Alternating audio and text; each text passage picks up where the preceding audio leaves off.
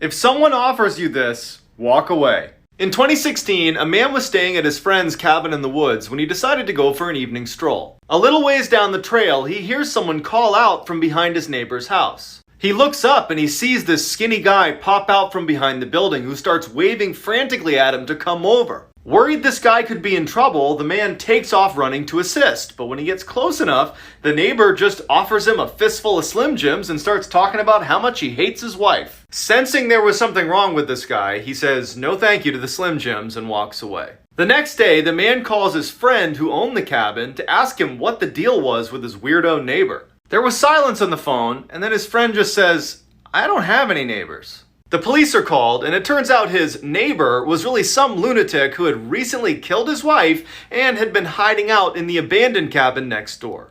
This is why you always say yes to tandoori chicken. In 2012, a high school tutor and her student stayed up so late one night studying that by the time they were done, the buses had stopped running. Without another way home, the student asked if he could stay the night at her place. Reluctantly, she agreed. When they got back to the apartment, she fell asleep on her bed and he fell asleep on a blanket next to her bed on the ground. A few hours later, she wakes up to the boy standing awkwardly in the middle of the room with a very strange look on his face. She asks him, "What's wrong?" He looks at her and says, "I'm really hungry. Let's go get some tandoori chicken." Confused, she says, "It's 2 a.m. Just get a snack in the cupboard." And he grabs her by the arm and he says, "No, we are getting tandoori chicken right now." And he yanks her from the bed. Feeling totally caught off guard by this whole situation, she goes into the hall with the boy, and as soon as the door shuts behind them, she can tell that he is terrified. He looks at her and just says, "I'm not actually hungry. When I woke up, there was someone under your bed." This is why you might not want to eat deer meat.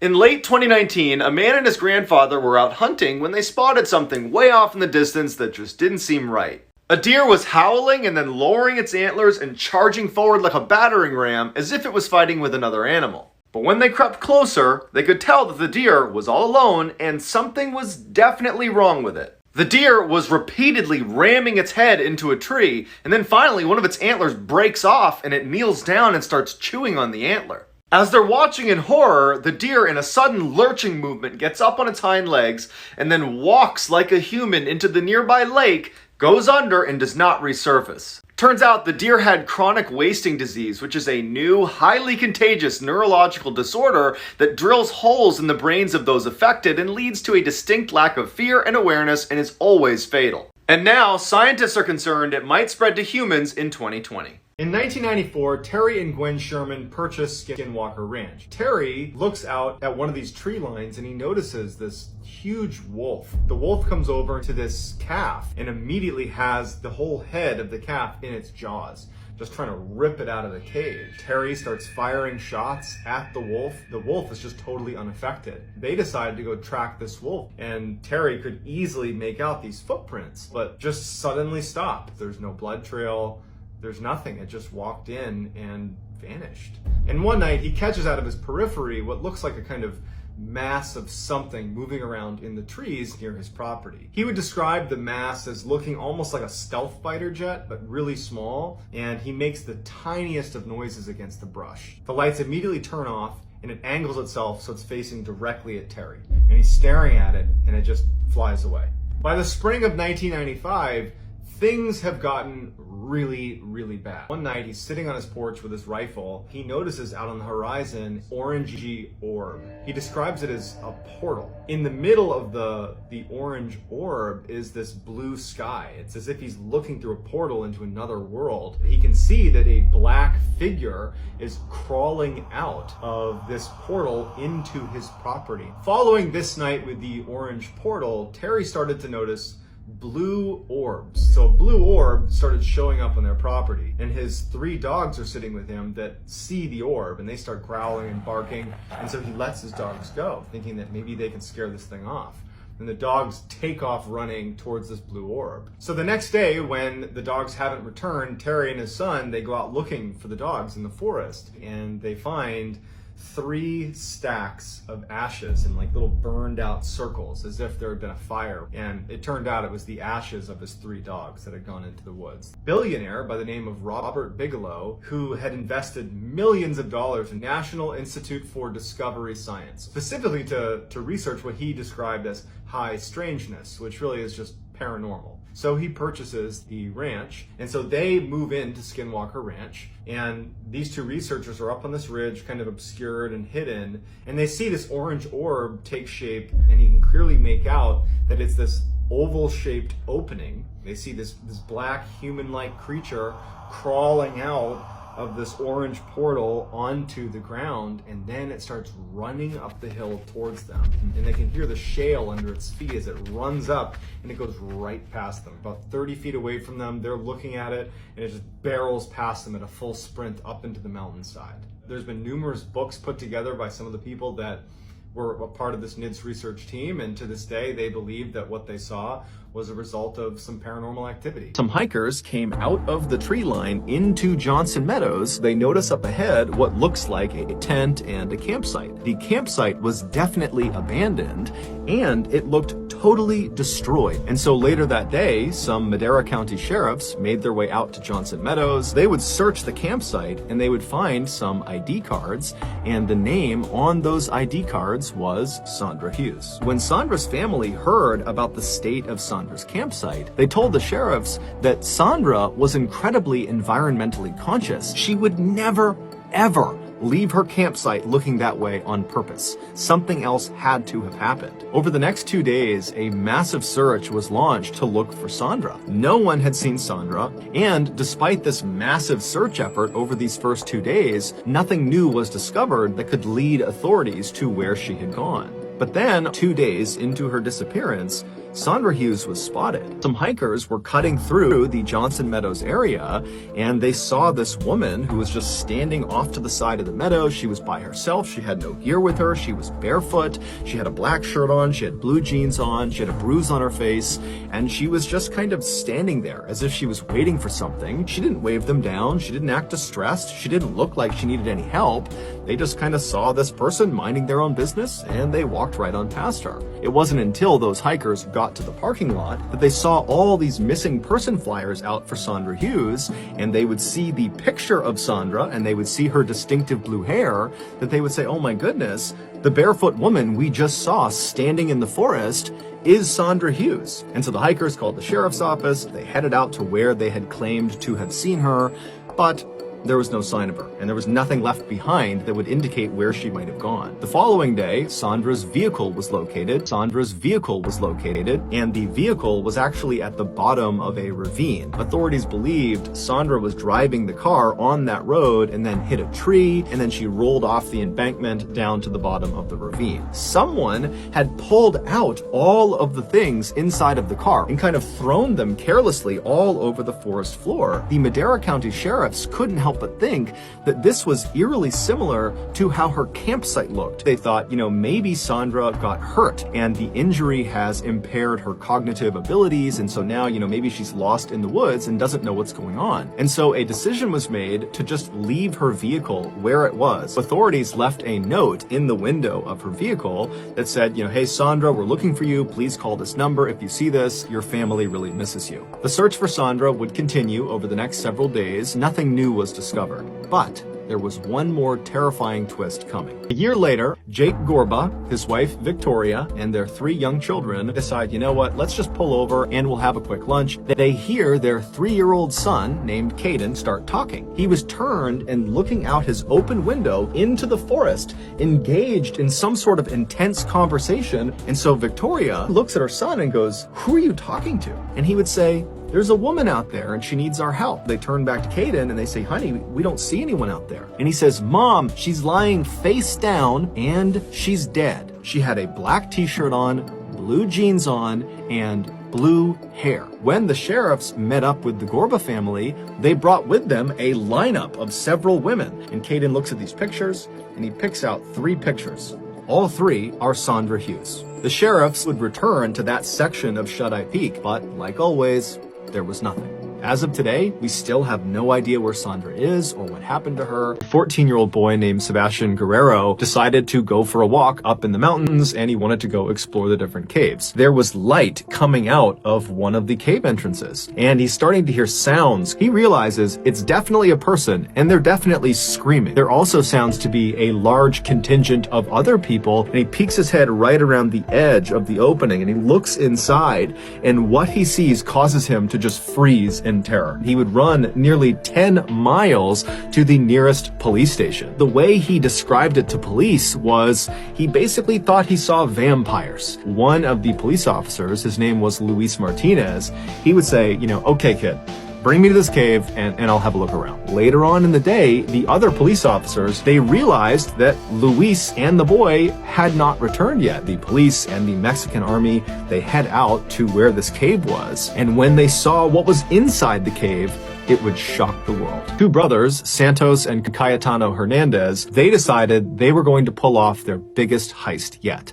They were going to rip off an entire town. They would convince the villagers that they, the brothers, were actually prophets of an exiled Incan god. And if these villagers did everything they said, they would make them rich. And so almost immediately, the villagers effectively became the Hernandez brothers' slaves. But after a couple of months of this, some of the villagers started to be frustrated with the Hernandez brothers. And so the brothers recruit this young woman named Magdalena Solis, and they tell her, hey, we need you, if you're willing, to come with us and pretend to be an actual Incan goddess. And so when you show up, they'll know that we were serious. The plan worked exactly as the brothers wanted it to. However, there was an element of their plan they could not possibly have accounted for.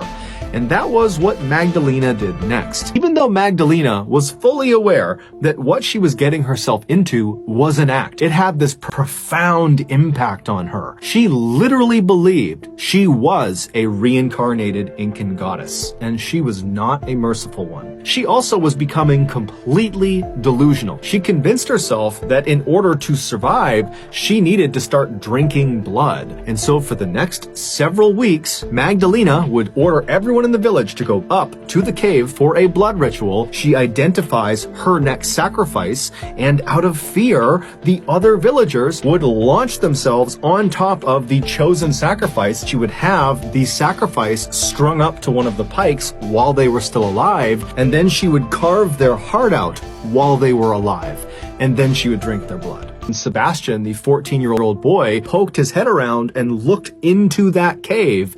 He watched one of these sacrifices having their heart cut out. He and the police officer, Luis Martinez, they would go back to the cave, and Magdalena and her cult would spot them, capture them, and drag them both into the cave, and both of them would be ritualistically sacrificed. When the police and army arrived, all of the villagers had been ordered up to the cave where they had barricaded themselves inside with weapons. There's this big shootout with all of the villagers, and during the shootout, the majority of the villagers are killed. The Hernandez brothers, they're also killed in the shootout. Magdalena and her brother Eliezer, they were still alive. They were trying to hide from the authorities, and so they would be arrested. Amazingly, none of the villagers ever testified against Magdalena or her brother. Clearly, they were more terrified of the Incan goddess than they were terrified of the prospect of 30 years in prison. And all those people that knew Bebo the best were asked, why do you think he did what he did? None of them have an answer. Bebo got a job at the SeaTac airport as a ground service agent for Horizon's airline. It was not a job he necessarily wanted, but they needed the cash. They asked him to be on a 2-person tow team. On that fateful day, a passenger airplane owned by Horizon Airlines flew into SeaTac airport where Bebo worked. Bebo arrived and he climbed inside the empty aircraft and made his way into the cockpit. He followed the startup procedure until the plane was on and the propellers were starting to turn. Air traffic control bombarded Bebo over the radio, asking him, "What are you doing? This is unauthorized movement. You should not be heading towards the runway right now." But Bebo never responded. Instead, he just continued on until he reached the beginning of the runway, at which point, despite having no flight experience, minus some video games, he managed to go full throttle and get this plane careening down the runway and successfully took off. But that was nothing compared to what he did next. Over the course of his 1-hour-long flight, He expertly performed backflips and barrel rolls and these huge loops in the sky, dangerous maneuvers that even expert pilots might risk stalling the plane and crashing.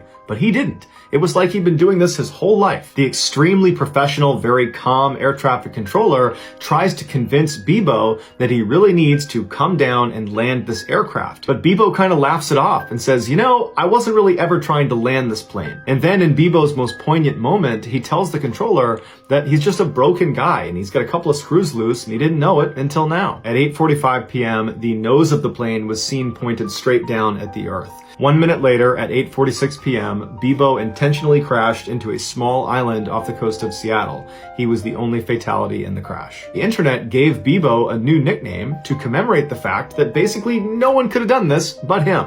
And so they named him the Sky King. When I was 16 years old, I was an avid snowboarder. Me, Nick, and Wolf would go up to Nick's family's cabin. Unexpectedly, Nick's father passed away. So we make the trip up to New Hampshire. So that night as I'm laying in bed, I'm thinking about how dark and quiet it is. I hear footsteps on the wraparound porch. And then the door opens and this shadow figure walks into the room. But its hips are so high, I instantly was frozen with terror. And begins to walk down right next to me. And it does another quick movement, but it's facing away from me now. And it bows onto and then down through Nick's bed and disappears.